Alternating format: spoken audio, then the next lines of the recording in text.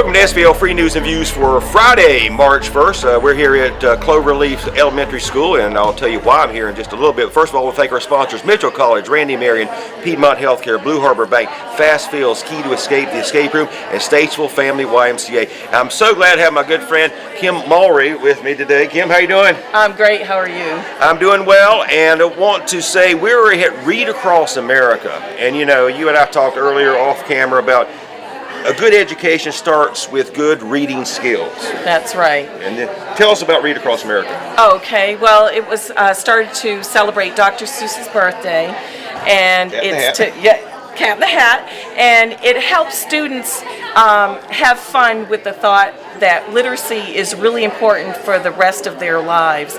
Some students have a hard time starting to read, and I've helped many students, and so you have to try to make it fun. And Read Across America is something that we can show them that it can be fun. It's something that's very important throughout their lives, and that people care in their community. And of course, you're with the Statesville Women's Club. You're Yes. here, and you. This is one of your events during the year. You help. Yes, work it is. with. This is our 9th annual Read Across America in partnership with Cloverleaf Elementary School. And let's get a plug in there too. The geranium sale's coming up too. It is. Okay, Yeah, what date is it? I believe it's April 13th. We'll check that. We'll check that. Make sure. So, Kim, it's good to see you here. And also, Great. we've got NC State Senator Vicki Sawyer, and she's going to be our guest today on the show. We're getting ready to interview her a little bit later with Mike Furman, and she's here with the crowd. I saw her here, so we'll be catching up with her a little bit later. So, Kim, thank you very much for all you do with the Statesville Women's Club. If you haven't done it yet, go to SVLFreeNews.com, sign up for your email edition, which comes out every morning at 5 a.m., and I'm sure we'll get you signed up for that. Thank you. We'll get you signed up for that. So, we're going to go to an interview now with Mike Furman and State Senator Vicki Sawyer, the NC District 34. So congratulations and Read Across America. Thanks, Brian. It's a real privilege today to be spending some time with Senator Vicki Sawyer from the 34th District. Vicki, thanks for joining us. Thank you, Mike. Glad to be here. Now, you've been in Raleigh since August. You were elected to the 34th District seat in November after serving for 5 months in the 44th District. For starters, let's just talk about the culture difference in Raleigh, and I'm sure you picked that up pretty fast in August. What's it been like in Raleigh compared to what your expectations were? Yeah. Well, I will say that my expectations were a lot different than the reality, but in a good way. So when you are here locally, you hear, oh, those folks in Raleigh, they are making these rules, they don't know what's going on, and you hear a lot of negativity about Raleigh because we're local people and we want to represent our local government, and we think we're right and they're wrong. When you get to Raleigh and you start living the day of a senator or representative, you realize that it is so hurried and fast that you can only do your best and work through it. And that these people that you thought were possibly making bad decisions to hurt your county really were just trying to do the best thing in their opinion and not single out, any one jurisdiction or county to do bad things. So I think what I've learned is that people in Raleigh are actually good people, that they are trying their hardest, and that the pace and the rigor of that job is so fast that it could be I see why it's easy to make a mistake or two. Okay. Now, what have you learned about yourself during that time? I have learned to forgive myself for not being able to make a phone call back. I will say that at my first meeting at 7:30 in the morning, and we usually have breakfast receptions and listen to what folks are telling us. And from that moment, it is a sprint until about 10 o'clock at night, because once you finish your legislative day, then there are other receptions that people want you to attend so that you can understand and hear about their issue, and you want to be there for them. So I will say forgiveness for shortcomings or not being able to turn that last email because you're just so darn tired. So learning about myself, and then also how much I love it. I actually love it. It's just, I tell everyone that it's like opening up a new book every 15 minutes. I get to read the foreword and maybe the first couple pages of the chapter. I get hooked, but then I have to stop and put it down because my next meeting's coming in 15 minutes, in 15-minute increments, and I never get to know how the story truly ends. So I feel like I open up 30 new books every day. Okay. It's a good analogy. Now, you've been appointed to serve on the Rules Committee, the Commerce and Insurance Committee, the Healthcare Committee, Agriculture Committee, and Ethics Committee. Yes, sir. So, I'm sure that's where the minutia of different pieces of legislation is kind of hammered out, and where you're really learning a lot in hearings. Tell me a little bit about the work you're doing in some of those committees. Well, I will say that the heavy lift on all those committees is rules. So in the Senate, one of those things that you've heard, I heard back locally, that is that rules is where everything goes to die. All legislation goes to live or die. And truthfully, that's honestly, that's what happens. In the Senate now and in the House, that is, every bill is introduced to the rules. Then rules will navigate to which committee it goes to. And then after it passes committee, it comes back to rules. So I get to see at the beginning and at the end of the process of the bill. And so you have to be a master of all trades almost at that point, because you're learning about healthcare and traffic and education and trying to really drill down on that. So that is, rules is an extreme mental lift, because you really do have to be versed in almost every subject.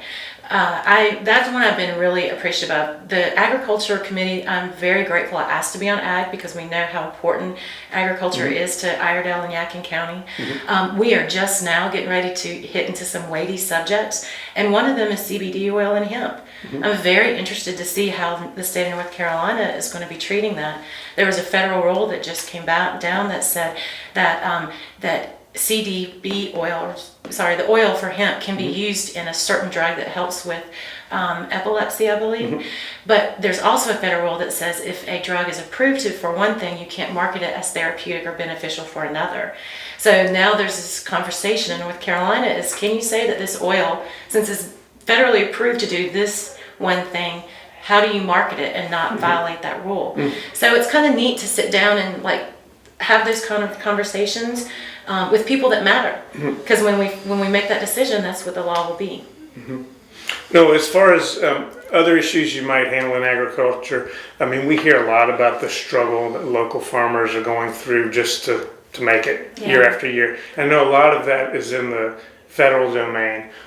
What's being done, I guess, in Raleigh to help local farmers? Yeah, well, actually, we have been working very hard for Iredell County. The one thing that I was grateful to be a part of is just a few weeks ago, Commissioner Troxler called me. Commissioner Troxler is the Commissioner of Agriculture. We had worked to get Iredell County and Wilkes County included in the disaster relief funding for Michael and Hurricane Florence and Michael. We had been omitted earlier, so our farmers were not able to receive any federal or state disaster money. And locally, we have a lot of dairy farms, and although you think maybe you didn't see trees down during that time, these fellas had to, and ladies had to, drain their lagoons at a substantial cost, so those lagoons wouldn't overrun because of all the rain received and damage our waterways.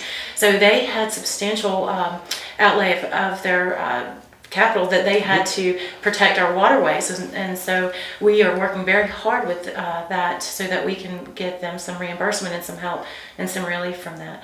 So that was one of the first small tangible items that we've been working on, and I was happy it was my first bill that I authored, first bill that passed the Senate, and now it is in the House side, and we're awaiting them to pass it and send it back so we can get some relief for our farmers here locally. That's great. Now tell us a little bit about the time commitment. I mean, is it Monday through, you come home Thursday night, and that's every week for how long? Yeah, so it is Monday afternoons. I usually arrive in Raleigh around 2, and then I get home on Thursday afternoons around 5. However, that's almost when my second work week begins, because I have this thing that helps, I call it a job that helps feed our family. So Fridays I will spend catching up from the work week and what I missed while I was in Raleigh. And then Saturday and Sunday, usually Saturdays I'm out meeting and greeting with folks so to make sure that I'm accessible so I can hear their concerns. And Sunday is family day. So that's kind of how I've had to compartmentalize my time to be able to best do it all. But this job is what you will make it, and I will, if you can be very effective if you work very hard. So even though I leave and come home on Thursday, I'm really working, all the time. Yeah. Now, how do you avoid the big money in politics? You can't. I'm sorry. I wish there was some glorious answer to say.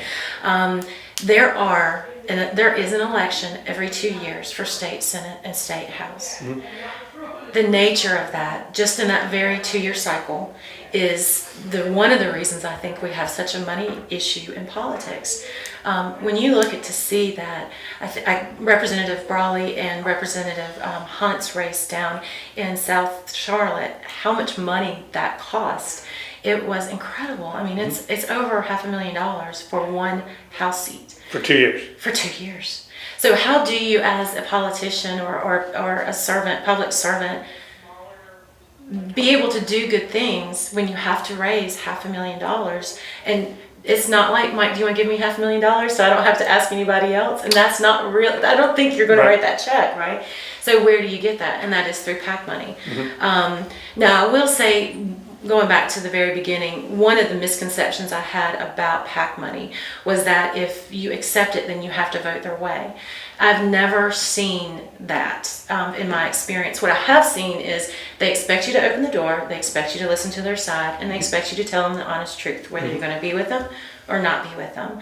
But to pay for play or buy votes, I don't see, I mean, that's not something, it may go on, that's not something I will ever do. But in order to continue to do the right thing and to stand up for Iredell and Yadkin, you have to raise money, and you have to vicious cycle every 2 years of and help keep folks like Statesville Free News in business by spending money in advertising. Now, do you, I'm sure it will be the great success story at the end of your career that you have solved this problem. Yes, I would love it. Money in politics. I would love it.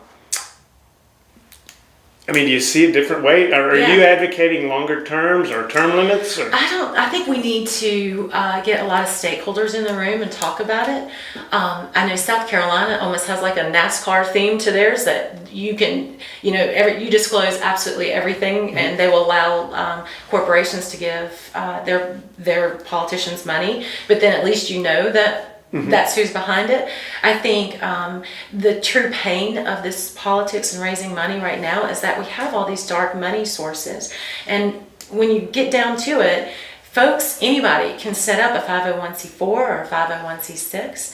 Those are nonprofit organizations that allow donations from companies, and it doesn't have to be personal. And then as long as they have an education piece to their business model, then they can raise unlimited amount of funds from corporations all over the world if they want. And at that point, you have this unnamed, unknown group of individuals who are throwing tons of money at politicians. That is very in itself troubling to me. So if it is going to take a lot of money to run for a public office, then we should at least be honest about where we're getting our money. All right. Well, you're well on your way to solving that. I don't know about that. I don't know. Well, Senator Sawyer, thank you so much for spending some time with us. Just one last question. What are the best ways for your constituents to get a hold of you if they have issues? The best way is through my legislative email. I will say the absolute worst way is through Facebook. Okay. All right. I will be honest.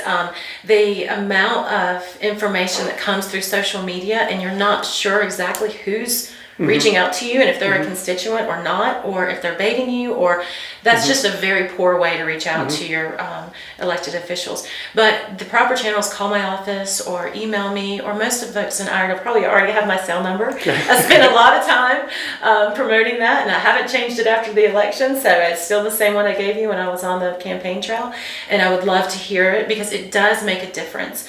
When I'm standing up and fighting for Iredell County, it makes a whole big difference if it's us fighting or just me fighting. So I need to hear folks' voice so that I can do the right thing. All right. Thanks so much for joining us. Yeah. We'll look forward to visiting with you in the future. Please do. Yeah, thank you, Mike.